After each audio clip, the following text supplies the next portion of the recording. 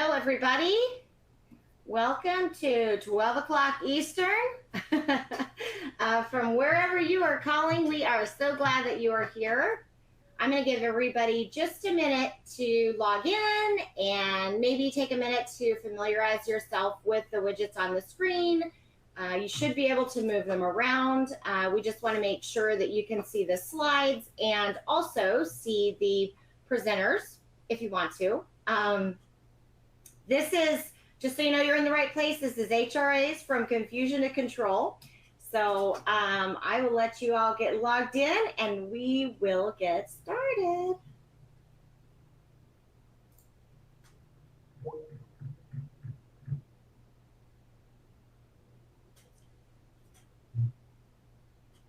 Boy, that minute went by fast. Okay, so it's 12:01. we have a full agenda today. So I think we should get started so that we can make sure to get through everything. My name is Becky Crutchfield. I am the Director of Partner Growth and Business Development. I am joined here by my amazing colleague, Eddie Larned. I will let him introduce himself. Thank you, Becky, and good afternoon or good morning, everyone. My name is Eddie Larned. I'm Vice President of Sales with Clarity Benefit Solutions. I will be helping Becky out with today's continuing education course. I'll be going over a couple of the poll questions that we have for you and providing some extra content as we go through today's presentation. So thanks again for joining us, and we look forward to talking about HRAs with you over the next hour. Thanks, Eddie. We are going to make this as exciting as possible for you all. More exciting than anything you've gotten a credit for. So, like I said, this is HRAs from confusion to control, how to harness HRA flexibility to serve your clients. Here's what we're going to run through. An overview of HRAs and what this employee benefit is all about. Look at how HRAs are being used today. Then we're going to examine the case for offering HRAs from various stakeholders' points of view. Then we'll outline the two basic types of HRAs. We'll drill down into the most prevalent plan design options that are customizable to clients' needs. We're going to discuss how HRAs work with other employee benefits like HSAs and FSAs. We will give some thoughts on what brokers and employers should look for in an HRA partner. And finally, time permitting, we'll answer a few questions. So first, a few housekeeping rules. You should know that you are muted, and so don't worry, we can't hear what you're saying, but if you need to talk to us, we have a Q&A box that you can put information in. We've got a whole team of people on the back end ready to answer any of your technical questions. And then in the end, Eddie and I will come to this Q&A and see if there's any questions that we can address, because usually the questions that one person has is questions that a lot of you have. So also, we are going to be doing a poll, a couple of polls actually throughout the hour, and because of the platform, it actually tracks who answers the questions and who doesn't, so you need to jump on those as quickly as you can. That is required for CE credit. Do as many of the answers as you can. We're not grading it though, we just need you to answer. And also make sure that you stay on for the full time. I don't think you'll be disappointed. So we'll send your CE credit and certificate 3 to 5 business days after the webinar. And you'll also receive a link for all of the content. You can rewatch the video or download the white pages that we use to really as a basis for our presentation. So I think we're ready to get started. Ready, Eddie? Ready, let's do it. Okay, we're going to start with an overview of this important employee benefit, Health Reimbursement Arrangements. So what is an HRA? Now, according to the U.S. government, health reimbursement arrangements are employer-funded group health plans or arrangements or employee benefits from which employees are reimbursed tax-free for qualified medical expenses up to a fixed dollar amount per year. Now we're going to break that down a little bit. HRAs are 100% employer funded. Employees may not contribute to them. Allowance amounts and rollover rules are set by the employer. The IRS eligible expenses covered are set by the employer. Employees do not have to pay taxes on the amounts they receive from their HRAs, and employees cannot take their HRA to a new job. So how did HRAs come to be? Let's take a quick glance at the history of this important benefit. So in 1974, Congress passed the Employee Retirement Income Security Act, or ERISA. One of the after effects of this landmark legislation was the official creation of Health Reimbursement Arrangements, or HRAs. Part of ERISA's intent was to make sure employers' arrangements for health benefits were provided fairly to all employees. Now, the creation of HRAs spurred many employers to move to lower cost, higher deductible health insurance plans. With HRAs, they could provide tax-free reimbursement to employees to help meet the higher employee deductibles that high deductible health plans brought along with lower employer premiums. Now, this arrangement came to be known as an integrated HRA because it is integrated with a group health insurance plan, usually a high deductible health plan. This is the HRA that you may already be familiar with, as it remains the most prevalent type of HRA offered today. Many companies set up their HRAs to cover the cost of deductibles for the high deductible health plan that it integrates with. But as healthcare costs continue to rise for both employers and employees, small businesses in particular were finding it hard to afford any form of group coverage, including high deductible health plans. In 2002, the IRS issued a notice that allowed employers to offer HRAs that did not have to be integrated into a group health plan. The standalone HRA was born.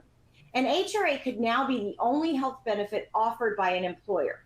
Many employers chose to use this type of HRA to cover some or all of the cost of their employees' individually purchased health insurance premiums.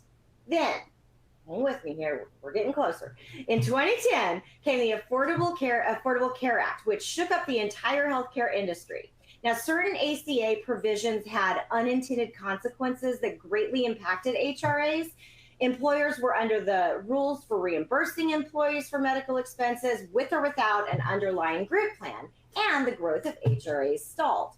One ACA interpretation was that the company that reimbursed for health insurance, any company that reimbursed for health insurance, really, including for individual plans, as many small businesses did with standalone HRAs, was technically a group plan. And group plans had to provide preventative care at no cost to be penalized, which standalone HRAs from small businesses were not able to do. So in 2013, the IRS ruled that HRAs needed to comply with ACA rules and be integrated with the underlying ACA compliant health plan. This essentially ended, for the time being, the standalone HRA. So with ACA's impact, small businesses that couldn't afford group insurance didn't have many options to help employees pay for healthcare. And in 2016, the 21st Century Cures Act sought to redress the state of affairs, creating the Qualified Small Employer HRA, colloquially referred to as the QSEHRA. This gave small employers a means to providing employees help with individual insurance premiums and other out-of-pocket medical expenses without violating the ACA. Now, we're going to look in more detail later, but essentially, the QSEHRA became a new iteration of the standalone HRA, allowing employers with 50 employees or fewer to offer a healthcare reimbursement benefit that didn't require them to take on the expense of group coverage. In 2017, in an executive order, the Trump administration directed the Secretaries of Labor, Treasury and Health, and Human Services to propose regulations that would increase the usability of HRAs, to expand employers' ability to offer HRAs to their employees, and to allow HRAs to be used in conjunction with non-group coverage. And the result was a rule issued by the IRS, the Employee Benefit Security Administration, and the Health and Human Services Department in June 2019. This rule creates two new HRAs available from January 2020, the Individual Care HRA and the Accepted Benefits HRA.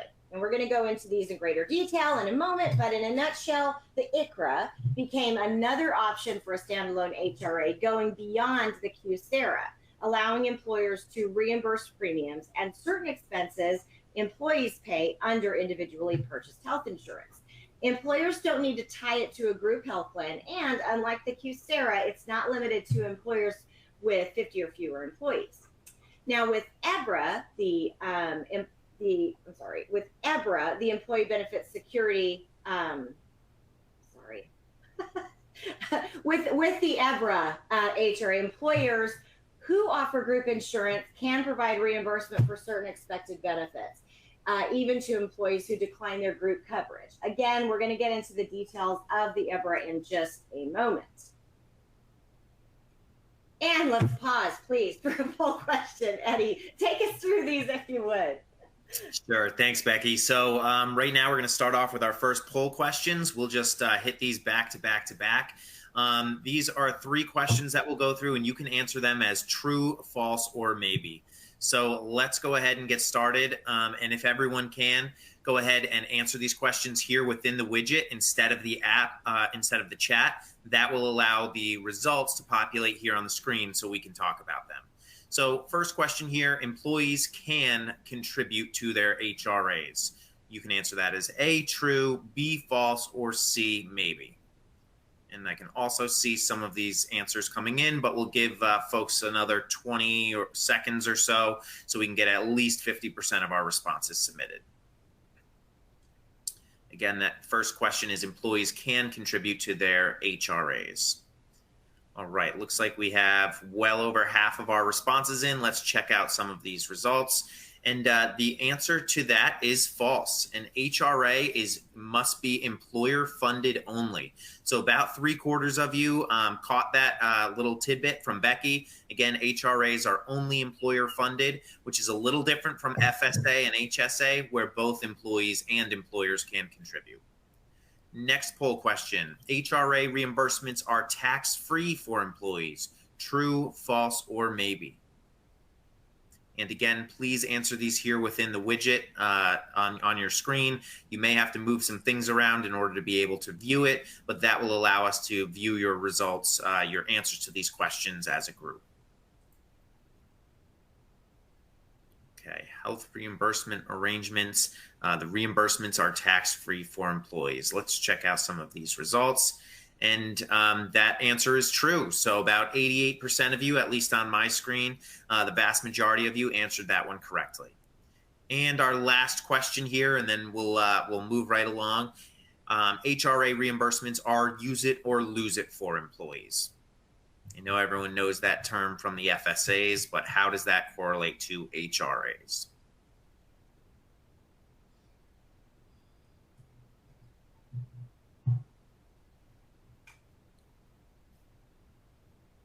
Right, looks like we have some of our responses in. Let's check out these answers. And we have a good mix here. We have 61% showing true, 13% showing false, about 26% showing maybe. I'm just refreshing my screen. The answer to that one is maybe. In the vast majority of situations, yes, it is a use it or lose it benefit. Funds do not roll over from plan year to plan year. However, if an employer wants to allow unused funds to roll over to the next year or a portion of unused funds to roll over to the following year, they can do so if they want. It's pretty uncommon. The concept behind HRAs are usually if you need it, use the funds. If not, you're healthy, that's even better. The employer's going to keep them. However, technically, HRA reimbursements can be rolled over. It's up to the employer. And we'll talk a lot about some of the employer's capabilities when it comes to plan design later on in the presentation. That was kind of a tricky one. Back to you, Becky. Thanks, Eddie.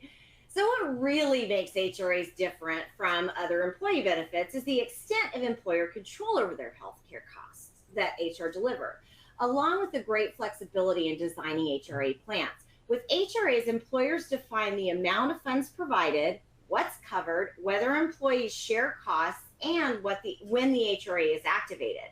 We'll look at this in more detail when we talk about plan designs a little later. But Eddie, can you comment on this flexibility for us? Yeah, absolutely, Becky. This is one of the great aspects of HRAs is this customization that an employer has the ability, to really just adjust a plan design to fit their needs. So there's really no one size fits all. If you want to offer the richest benefit possible to have the best benefits, you could, fund $10,000 for everyone and allow it to be open for all IRS 213D. If you're just trying to fit a very specific need, you can narrow down the dollar amount and the eligible expenses to fit that need.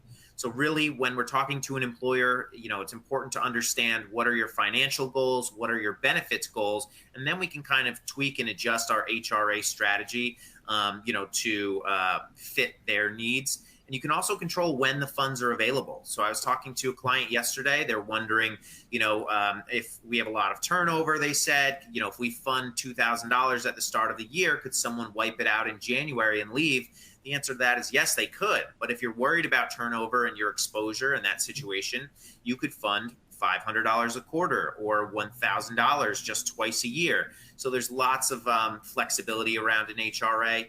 And, that's where we as consultants and brokers and partners can all fit in and try to help these employers craft a solution that fits their benefits needs and their financial goals.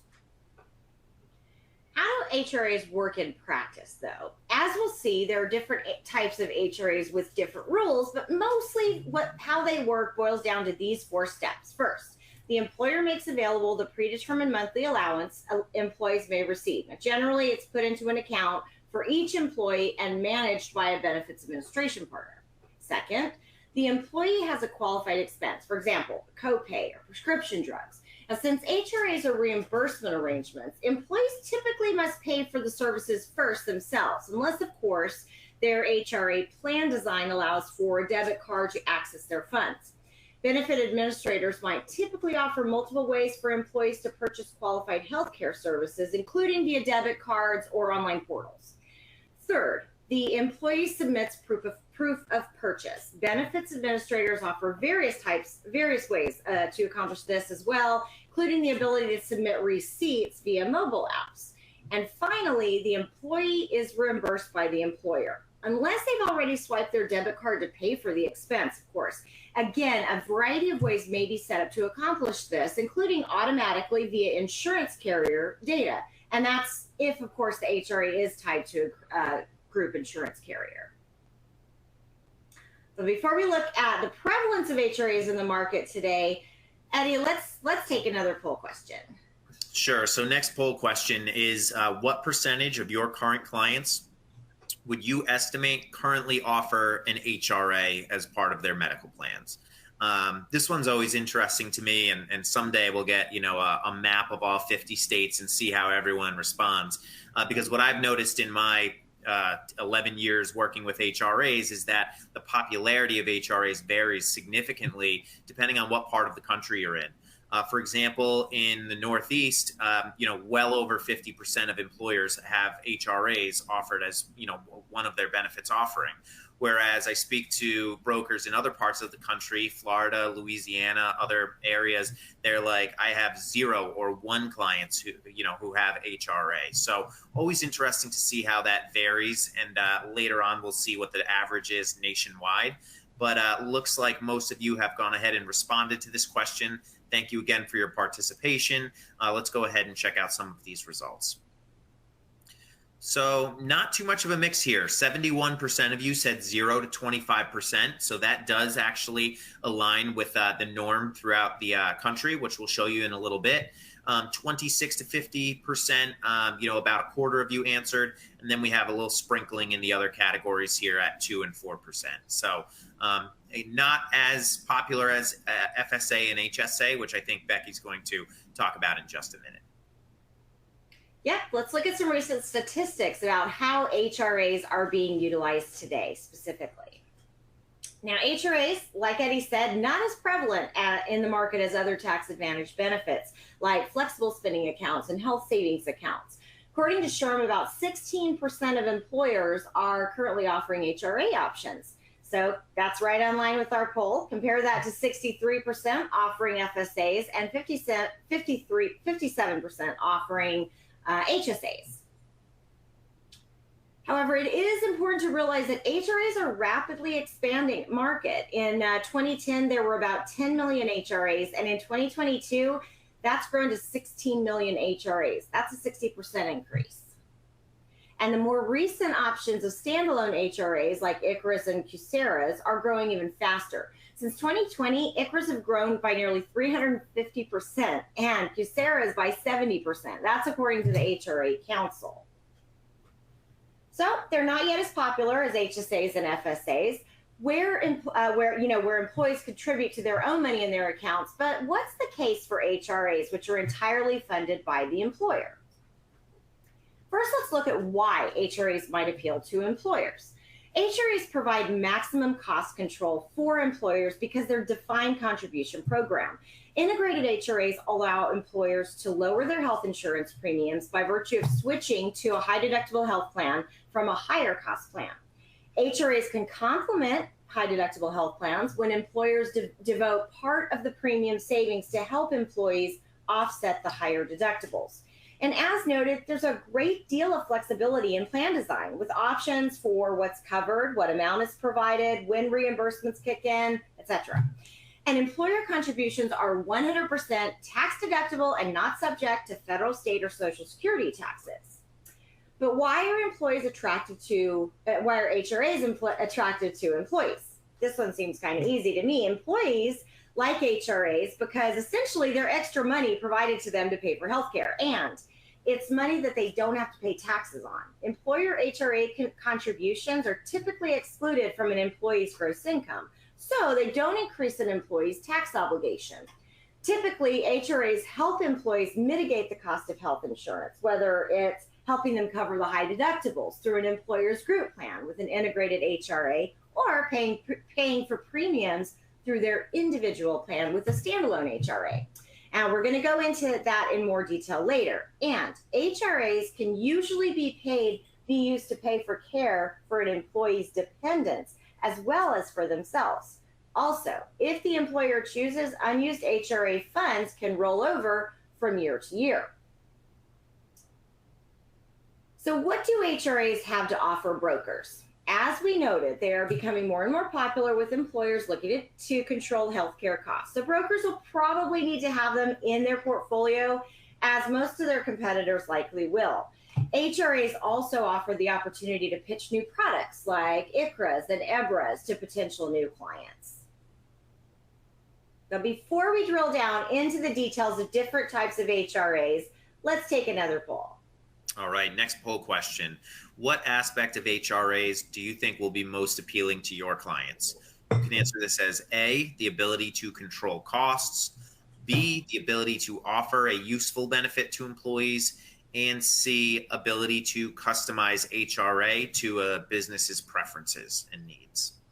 So we'll give everyone 10 or 15 seconds to go ahead and answer this with your best guess on how your clients would feel, and we can go ahead talk about some of these results, and I'll hand it back to Becky.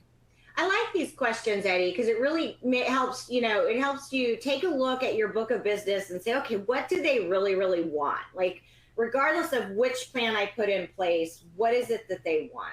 And I think it helps you, gives you a place to start. It does, and different aspects are important or more important to different companies. So looks like we have almost 3/4 of our responses in. Let's go ahead and check out these results. And a nice mix here, but over 50%, we have the ability to control costs. Definitely a huge win. That's what clients work with their brokers on every day and every year.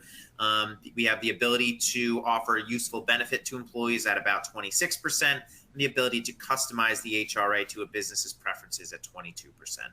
So thank you again for your participation. Thanks, Eddie. Despite the complexity of HRA acronyms and different plan types, which we will dive into soon, it is important to remember that at the crux of things, there are really just two basic types of HRAs, integrated HRAs and standalone HRAs. First, let's look at the integrated HRA. This is the most prevalent HRA in the market, and for brokers, it will be the most lucrative HRA. Because what an integrated HRA is integrated with, of course, is a group health plan, which obviously leads to commissions for brokers. As we suggested when we looked at the history of HRAs, the integrated HRA typically goes hand in hand with an employer switching to a high deductible health plan from a traditional group plan. Now, with that switch, the employer's premiums typically go way down, but the employee's deductibles typically go way up. So, to soften the blow, employers can take some of the money that they're saving on premiums and devote it to giving employees the benefit of an HRA. Often, the amount devoted to HRAs will cover all or a significant percentage of the higher deductible. We'll go deeper into other plan design options for integrated HRAs later, but now let's look at the other main type of HRAs, the standalone HRAs. Some employers, particularly small employers, still can't afford to offer a group plan, even if it is a high deductible health plan. But they do want to offer some sort of medical expense benefits. So if you'll recall the history section again, the government made QSEHRAs an option for businesses with fewer than 50 people. And then under the Trump administration, 2 new standalone HRAs, the ICHRA and the EBHRA, were introduced in 2020. The EBHRA is something of a special case as group coverage is involved, but we're going to get into that in just a minute. Let's take a closer look first at qualified small employer HRAs, or QSEHRAs. This type of HRA is only for small businesses with 50 or fewer employees. And to offer a QSEHRA, the small business must not offer group insurance to its employees. Thus, employees are responsible for getting themselves covered by an ACA-compliant health plan, possibly on the individual market or through their spouse's employer's group coverage plan. And unlike integrated HRAs, there is a government-set annual limit on reimbursements an employer can pay. For 2023, that limit is $5,850 for individuals and $11,800 for families. Then, as of 2020, the new type of standalone HRA was introduced, the individual coverage HRA, or ICHRA. Unlike the QSEHRA, which is only available to small businesses, any size business can now offer the new ICHRA. There are no government set minimum contribution requirements, no maximums for allowances. One thing that really distinguishes ICHRAs is the employer can offer a group health plan to some classes of employees and an ICHRA to others. Now, this slide shows some of the ways that employees can be classified, such as full-time, part-time. So, for an example, if an employer could offer full-time employees a group medical plan and part-time employees an ICHRA, however, employees may not offer employees in the same class a choice between group health insurance and an ICHRA. An ICHRA must be offered in the same terms to all employees within a class, with some exceptions. And Eddie's going to talk about those. Eddie, I know you have so much to tell us about the little specifics of the ICHRA. Yeah, some of those exceptions, like, of course, you can't discriminate, right? Like, same as regular integrated HRAs. But what you can do as far as the funding goes is fund different amounts by tier of participation. So basically, if you're single, you get $250 a month. If you're family, you get $500 a month or something like that. So that's somewhat common. Additionally, you can also actually fund more for older employees and less for younger employees. I think the line of thinking there is that premiums on the marketplace are often a little bit higher for older employees than they are younger employees. And you can also fund different amounts based on geographic region. So you might have employees in multiple different states. If the cost of plans on the marketplace in California are higher than that in Illinois, then you can fund higher amounts for the employees in California. So like Becky said, this is one of the nice aspects of the ICHRA is that you can offer a group medical plan to one class and then an ICHRA to another class. We do see that from time to time with like offering the full-time employees the group plan, but part-time, you want to give them some sort of relief. You can give them some funding, on an ongoing basis for those part-time employees. You can do the same thing with salaried and hourly. You can have, if you have 30 employees in New York and 1 employee in Florida, and you don't want to have a nationwide network, you could offer a group medical plan to the New York employees and the ICHRA to the Florida employees. So it does give you a little bit more flexibility, a little bit more customization than what the QSEHRA had offered. But again, you do have to be enrolled in an individual plan, either on or off the marketplace. And you also can't offer the group plan and the ICHRA to the same class of employees and let them choose. You, and when I say you, I mean the employer, you have to make that decision for them. This class is getting ICHRA, that class is getting group plan. Thanks, Eddie. So in 2020, a second new type of HRA was introduced, the Accepted Benefit HRA. Now, it's not growing as quickly as the ICHRA, but you should still be aware of it. We're going to classify it as a standalone HRA, but you'll see there's a little bit of a wrinkle in that description. Basically, EBHRAs allow employers of all sizes to reimburse employees tax-free for certain medical expenses not covered or accepted by their insurance plan. Such expenses include copays, deductibles, vision, dental insurance, COBRA premiums, short-term limited duration insurance, long-term care, nursing home care, and home health care. Now, here's where that wrinkle is. EBHRAs must be offered in conjunction with a traditional group medical plan. Why are we including in standalone plans then? Because uniquely for this type of HRA, participants do not have to be enrolled in the group plan to use it. They just have to be offered it. So an EBHRA may or may not be integrated with a group plan, making it hard to classify. EBHRAs cannot be used for individual or group plan premiums, and as of 2023, the maximum annual contribution cannot exceed $1,950. It's understandable why brokers are not as enthusiastic about standalone HRAs as they are for integrated HRAs. I mean, standalone HRAs are not tied to group health plans. They're also not tied to commissions group health plans, the commissions that they pay on the employer's broker record.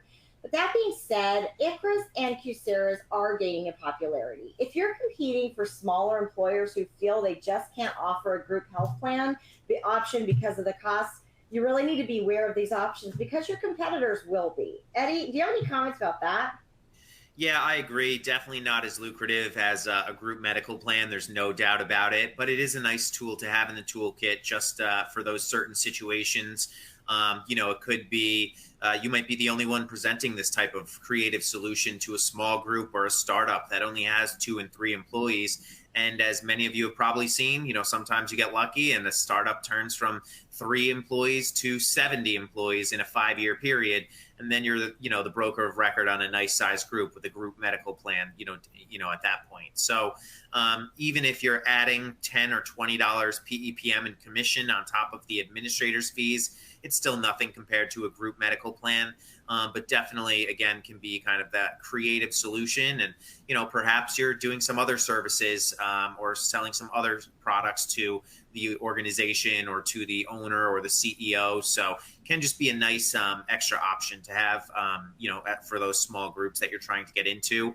And we've also seen these be successful solutions for larger companies too. We have, a couple groups with 400 and 500 employees who just had an absolutely unbelievable amount of turnover that it just didn't make sense to have a group medical plan.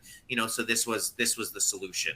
And like we talked about earlier, you also might have a group where the vast majority of their employees are on a group medical plan, but they need a creative solution for people in, a benefits waiting period or for those part-time employees or for those seasonal employees. So it could still be a nice value add depending on the situation. So not always pro bono work. Okay, so now let's go back to the more common integrated HRAs. One of their key features, as we've noted, is how much flexibility and control they can have, that employers can have in their design. This is an area where informed advisors can really help them create a tailored plan to their unique needs and preferences. HRA plans can be customized in ways that the amounts that the employees are reimbursed, which eligible expenses are reimbursed, whether or not employees share some of the costs, and at what point HRA reimbursements kick in. Eddie, plan design. You love this, and I know you like to talk about it. Tell us a little bit about your what you think about plan design. Yeah, well, this goes back to the customization aspects that we were talking about earlier. When are the funds available? Do you get 100% of the funds accessible on day one of the plan year, or is it allocated, over increments over the course of the year? What is eligible? Is it just to cover emergency room visits, or is it for all IRS 213D, the same list of eligible expenses as FSA and HSA, where people are going to utilize it for dental and vision and over the counter in addition to medical? How do employees access the funds? Are you giving them a debit card, or are you requiring that they submit the claims manually? Or is there a carrier file feed in place where the entire process is automated? Is there an employee cost share? We'll talk about that in a couple of minutes. Employees having some skin in the game. So again, goes back to you have a couple cookie cutter designs, but you can also get very creative. You can also use HRAs to fill a very specific benefit need. And as Becky kind of implied earlier, traditionally the mindset was, an HRA has to be integrated with a high deductible health plan like an HSA. That is not the case at all. You could have a platinum plan if you wanted to and still have an HRA attached to it. It just has to be, when it's an integrated HRA like we're talking about right now, attached to a group medical plan. So really allows folks to get creative and fill a specific need or a gap in the overall benefits. We are getting some really amazing questions in the Q&A, so I can't wait to get to those. But let's do another poll question really quickly here. Yes, I promise we'll leave a few minutes to get to those questions at the end of today's CE. But next poll question, which way of customizing an HRA plan do you anticipate your clients will be most interested in? You can answer this as A, limiting what eligible expenses are covered, B, employee/HRA cost share responsibility, C, offering reimbursement for all eligible expenses immediately, and D, increasing utilization with tools such as debit cards. And this is always an interesting one because, as we've talked about, different employers have different goals. We have clients reach out to us and say, our HRA utilization was so low last year. Employees don't understand it, or we didn't structure it properly. How do we get it up so they're actually taking advantage of the benefit? And then we'll have the opposite scenario where an employer comes to us and says, we really expect it to run at 40% utilization and we're at 60%. Maybe we need to tweak this plan design so that this number comes down a little bit and fits better into our budget. And a couple of these categories where you can answer here, these answers on the screen, can kind of impact your utilization. But that's where you have reliable partners that can kind of give you and your clients a ballpark of, hey, based on this plan design and these eligible expenses, this is where you can expect your utilization to fall. So looks like over 60% of folks have responded. Let's go ahead and check out these answers. Pretty good mixture here, but leading the way at almost 40%, we have offering reimbursements for all eligible expenses immediately, followed by increasing utilization with tools such as debit cards. So turn it back to you here, Becky. Thanks. What expenses can an HRA cover? There are nearly 300 listed in IRS Publication 502, which defines medical and dental expenses eligible for HRA reimbursement. List includes deductibles, coinsurance, physical therapy, prescription medications, over-the-counter medications, and insulin. When designing their company's HRA, employers have the ability to set which of these eligible expenses their company will reimburse. So how are employers determining which expenses their HRA will cover? The common design is an HRA that reimburses all uninsured medical expenses. In other words, employees can use them for any of the IRS Publication 502 eligible expenses that didn't get paid for by their group health insurance and that they need to pay for out of pocket. Another option is an HRA designed to pay only expenses directly related to the group medical plan coverage. For example, deductibles, coinsurance, copays. Or there's a limited purpose HRA designed to reimburse employees only for out-of-pocket dental and vision expenses. Additionally, there is what is termed a select services HRA. These are used when employers wish to provide expanded coverage for a list of select services not covered by a health plan, possibly due to environmental, social, or regulatory factors. Eddie, give us some examples of these. Yeah, so we're seeing these types of HRA creative designs become a little bit more popular over the last couple of years, but One of the common ones that we see is an HRA that is set up to provide maybe like a lifetime benefit for fertility related services. So IVF, freezing of eggs, things of that nature. You're seeing HRAs set up for things that the medical plan doesn't cover. So for example, I was working with one employer who, they had a collective bargaining agreement where the union had to have an unlimited number of of mental health visits, both in and out of network, and the carrier was giving a cap at them. So we were basically able to structure an HRA specifically to cover mental health visits and services that were not covered by the insurance carrier. So you can get really creative. You can keep this super broad, cover absolutely everything that the IRS allows, or you can get very specific. We set up one this week that the HRA only covers 50% of prescriptions and office visit copays. Doesn't touch the deductibles, doesn't touch a lot of services, but it does cover 50% of the cost in prescriptions and copays.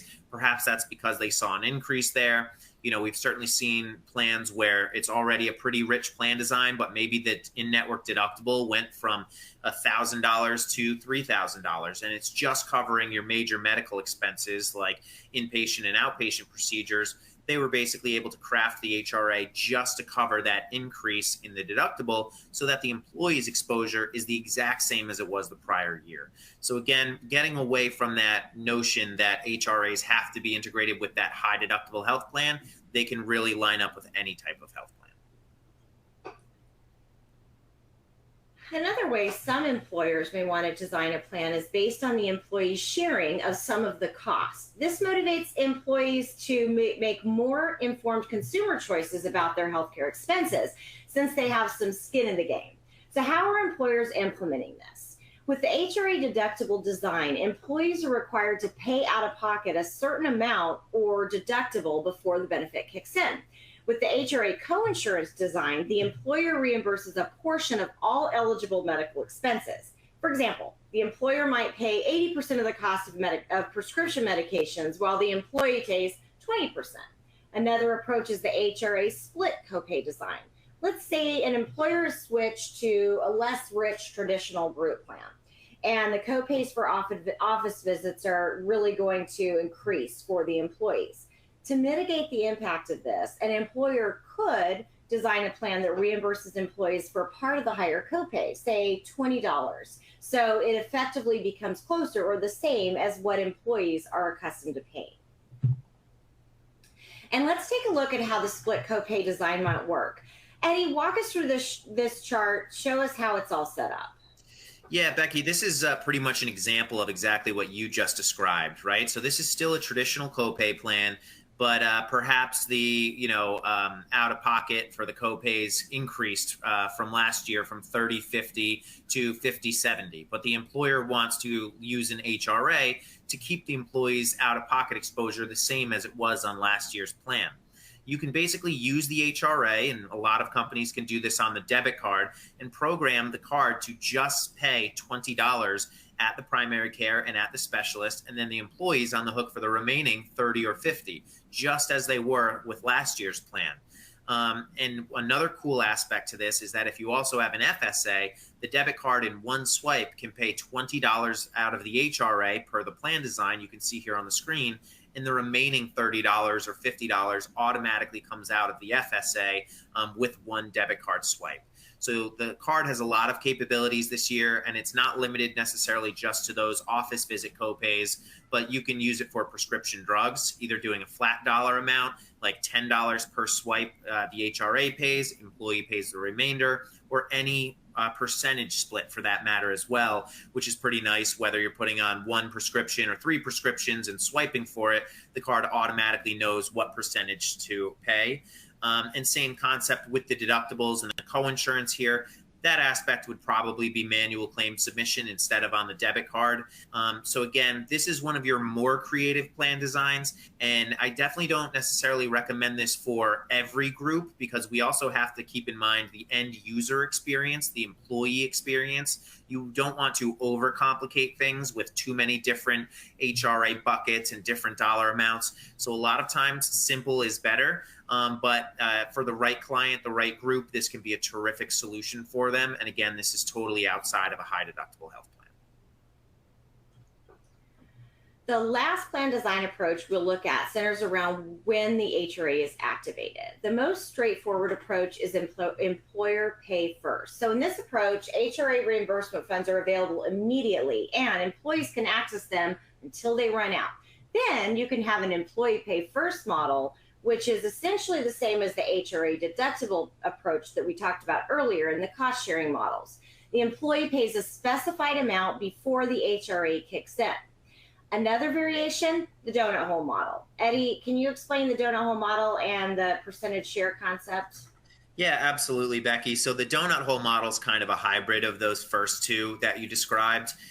Basically, as you can see, the HRA funding, the employer provided funds, is in blue. So I, as the participant, get access to the HRA for the first $2,000 of my deductible. Once I go through that, I'm on the hook. I'm responsible for the next $2,000. And if I'm a higher utilizer and I go through that responsibility as well, there's some HRA protection on the back end for the last $1,000 of a $5,000 deductible. So again, just another concept. This also is nice in that that last $1,000 in this example is really only going to be accessed by a few employees who actually go through the first 80% of this deductible. So you're not going to have a ton of utilization on that back end second bucket of the HRA. And then on the bottom here, you have the percentage share. I talked about that a minute ago as far as the debit card's capabilities at the pharmacy. Pharmacy is really the only area where that percentage split can happen on the debit card. That's where the technology is in place. However, for all other types of claims outside of the pharmacy, you can do this through a manual claim submission process or with a carrier file feed or some of the other technologies that are out there that automate the reimbursement process so the employee doesn't always have to manually submit a claim. But I do like that concept. It does encourage consumerism a little bit better than maybe that first concept up here at the top, which is employer pay first from $1. That's a little bit more of your vanilla traditional design. The percentage share will help control utilization and also have employees thinking more like a consumer. Maybe I should ask for that generic drug instead of taking the brand name. Maybe I should shop around for something like a MRI that isn't urgent. I can find out, who has the best cost. Maybe I go to urgent care instead of the emergency room. So this is an area where, you can talk to your HRA partner. They can say, hey, here's what the employee experience looks like with this plan design. Do you think that will work for your employees? Or, hey, this is going to be a better fit for your financial goals if you're concerned about utilization being a little bit on the high end. So, and you can even combine a couple of these concepts as well and kind of make a deductible function a little bit like coinsurance. So lots of creative concepts here when it comes to the cost sharing. Eddie, when we do these webinars about plans, this is my favorite part. I love to see how we can use an HRA or any plan with other plans. So can you take us through the next few slides, show us exactly how we can make all of these work together? Yeah, absolutely. So let's start with HRA and HSA stacking. So there's definitely a big misconception out there that you cannot have both an HRA and an HSA. That's not the case. You just have to structure the HRA properly so that it's compliant with the IRS rules. So what that means is basically when you're contributing to an HSA, it must satisfy the HSA minimum deductible, which in 2024 is going to be $1,600 for an individual and $3,200 for a two-person or family. That means you cannot get any other coverage until that $1,600 or $3,200 has been satisfied. Other coverage means, carrier covering anything or an HRA covering any expenses. So, but what you can do is you can stack the HRA on the back end of a deductible after that $1,600 or after that $3,200.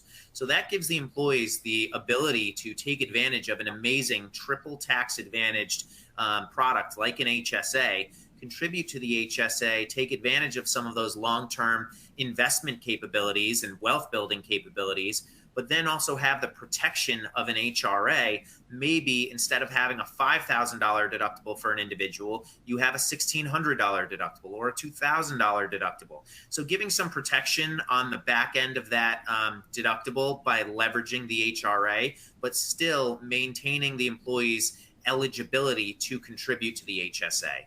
These two benefits can play really nicely together. It just takes a client to understand and some education around the employees so they know how to leverage this benefit. And of course, this also has lower HRA utilization than a first dollar HRA, because only a portion of your employees are actually going to get through that, say, $1,600 or $3,200 and tap into the HRA funds. And again, that's just the minimum. If you have a $5,000 deductible and you want the HRA just to cover the last $500 or $1,000, you can certainly do that as well.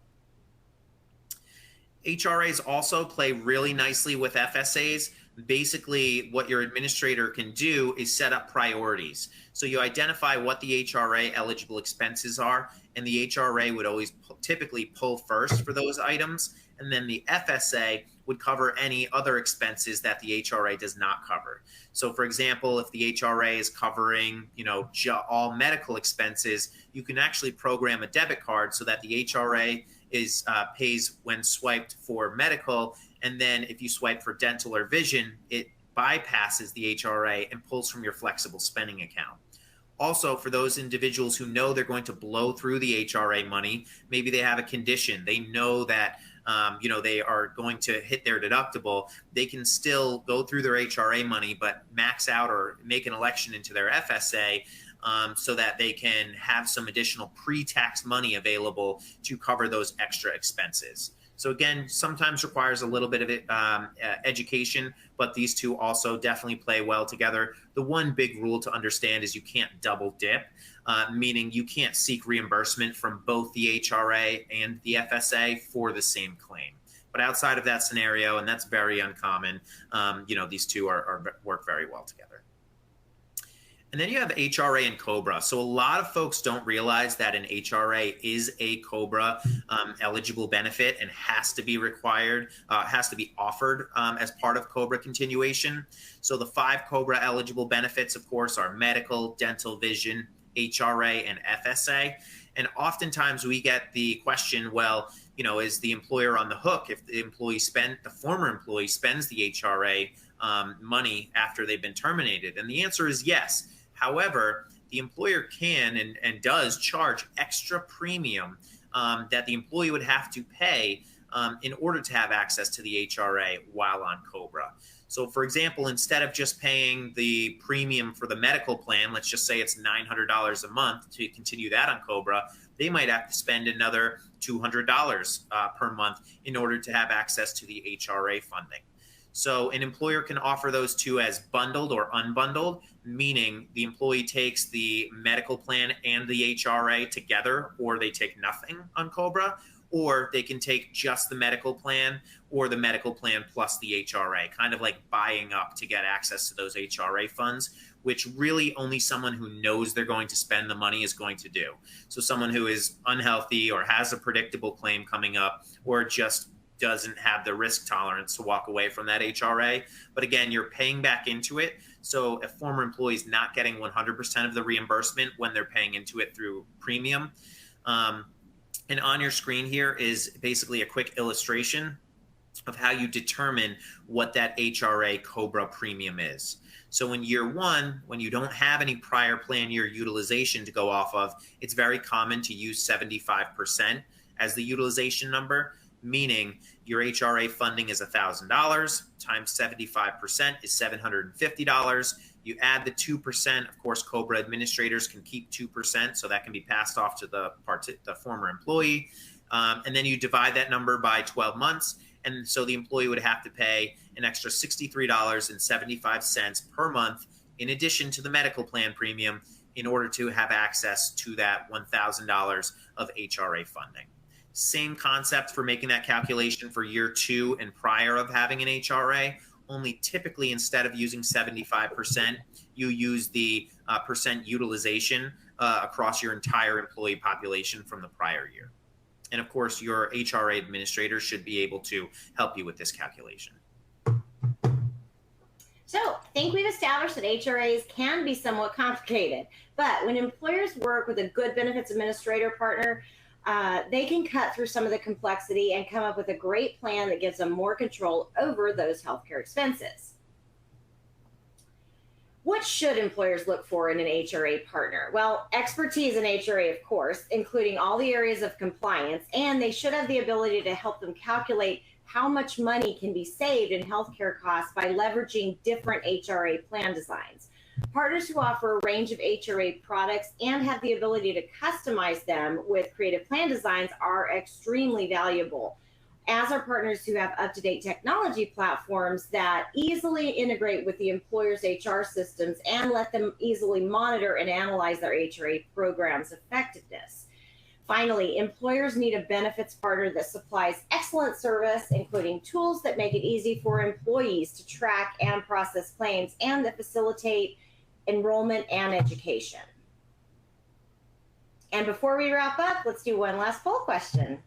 All right, one last poll question, and then we'll go ahead and check out some of the questions from the chat. This last question kind of piggybacks off that slide Becky just reviewed. What would your clients most value in a benefits partner for HRAs? You can answer this as A, the technology platform, B, the ability to communicate and educate HRA benefits, C, the range of HRA offerings and plan design capabilities, and D, the responsive customer service. So we will give everyone a couple of seconds to go ahead and respond to this. I already see some responses coming in, and then we'll check out the results and check out some of these questions in the chat.